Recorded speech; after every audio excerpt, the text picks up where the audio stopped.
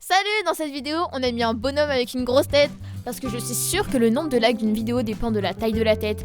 Et à moi la YouTube monnaie! Regardons les résultats de cette expérience de qualité et vraiment rigoureuse.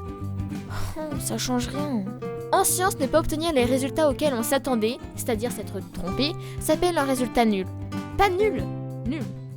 Et c'est vrai que se tromper est plutôt désagréable, comme si notre travail de recherche n'avait servi à rien, qu'on n'avait rien montré aux autres chercheurs.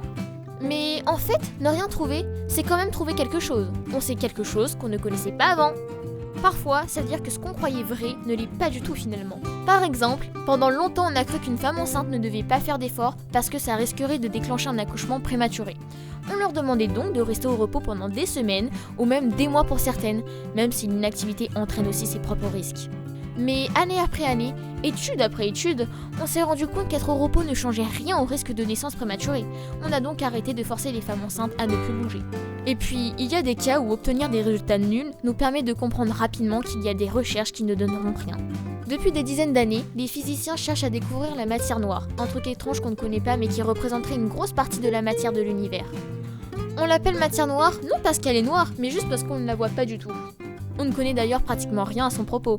Par exemple, on ne connaît pas sa taille. Mais chaque expérience négative permet d'éliminer des tailles pour la matière noire. Chaque détecteur de particules n'est capable de trouver que certaines tailles de particules. Du coup, à chaque fois qu'un détecteur précis nous indique qu'il n'a rien trouvé, ça élimine une taille possible pour la matière noire.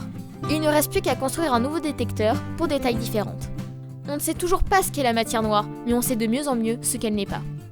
C'est un peu comme chercher un téléphone. Si vous ne le voyez pas là où vous cherchez, vous savez qu'il est ailleurs. Ça paraît logique, et la science est souvent logique. Si un jour on détecte directement cette matière noire, ce sera grâce à tous les chercheurs précédents qui ont fait le tour de toutes les tailles qu'elle n'a pas. Après, n'exagérons pas, les résultats nuls n'ont pas tous un impact énorme sur notre compréhension de l'univers, ou pour sauver des femmes enceintes. Le plus souvent, c'est juste des résultats décevants, du genre qu'une grosse tête ne change pas le nombre de likes d'une vidéo, ou que manger du chocolat ne rend pas plus intelligent. Mais en science, se tromper n'est vraiment pas raté. On apprend toujours quelque chose, et la science a pour but d'augmenter nos connaissances sur le monde qui nous entoure.